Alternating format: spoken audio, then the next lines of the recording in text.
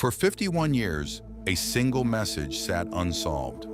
A coded letter sent by a serial killer to taunt investigators. A killer who was never caught, never identified, and never stopped taunting. In 2020, a team of amateur code breakers finally cracked it. What was inside was worse than anyone expected. This is the Zodiac Killer, and this is what the Cipher said. It's 1968, Northern California. A killer begins targeting couples in parked cars in remote areas. The attacks are sudden, brutal, and leave almost no usable evidence. But what makes this killer different from any other is what comes next. He writes to the press. He sends coded messages to newspapers, taunting police, claiming a body count far higher than what was confirmed. He calls himself the Zodiac, and then he vanishes. The confirmed victims number 5. The Zodiac himself claimed 37. The truth is somewhere in between, and we will never know exactly where. The first confirmed attack happened on the night of December 20th, 1968. A teenage couple, David Faraday and Betty Lou Jensen, were parked on a remote road in Benicia, California. They were shot at close range. David was killed at the car. Betty Lou was found 30 feet away, shot 5 times in the back. She had tried to run. She was 16 years old. 6 months later, on July 4th, 1969, the killer struck again. Darlene Ferrin and Michael Mageau were parked in a lot in Vallejo. A car pulled up, drove away, then returned. A man approached with a flashlight and opened fire. Mageau survived, barely. He was shot in the face, neck, and chest. Darlene Ferrin was pronounced dead at the hospital. She was 22 years old and had a 2-year-old daughter. 1 hour after that attack, someone called the Vallejo Police Department from a payphone. The voice was calm, flat. He told them where to find the bodies. Then he said, "I also killed those kids last year." He hung up before they could trace the call. The next attack was different, more brazen. On September 27, 1969, the Zodiac approached 2 college students, Brian Hartnell and Cecilia Shepard, at Lake Berryessa in broad daylight.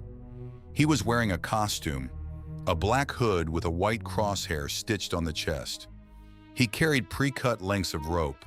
He tied them both up calmly, told them he needed their car to escape to Mexico, and then stabbed them repeatedly. Cecilia Shepard was stabbed 10 times. She died 2 days later.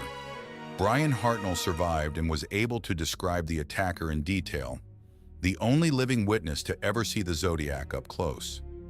Before leaving, the killer walked to Hartnell's car door and wrote the dates of his previous attacks in marker, along with that day's date, signed with a crosshair.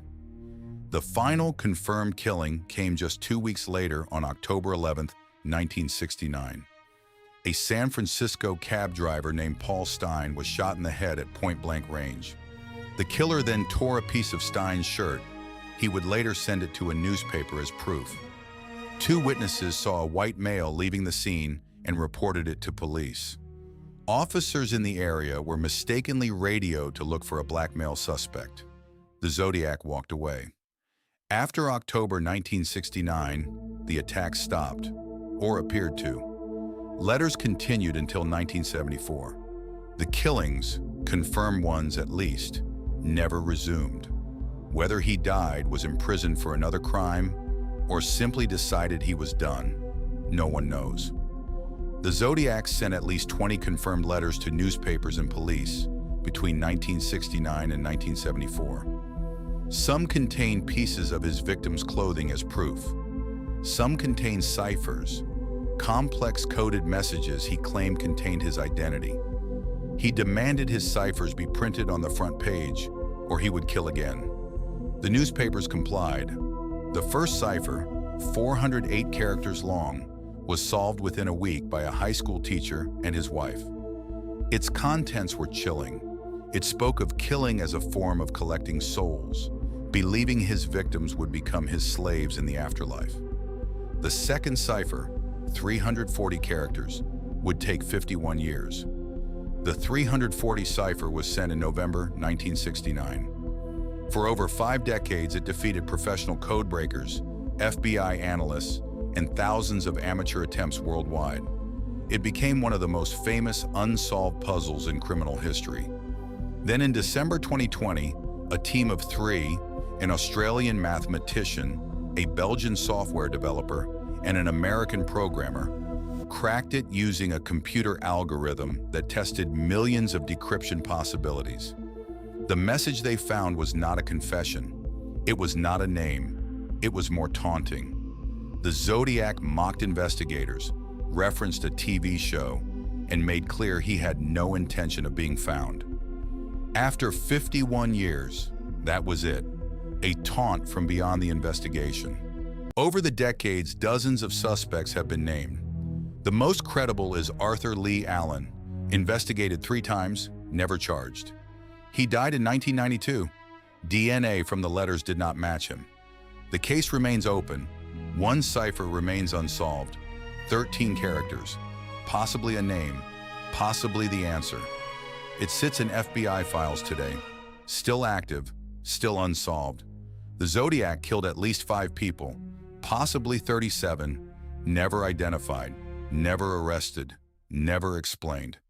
This is Incident Zero. The files they buried, the stories that survived.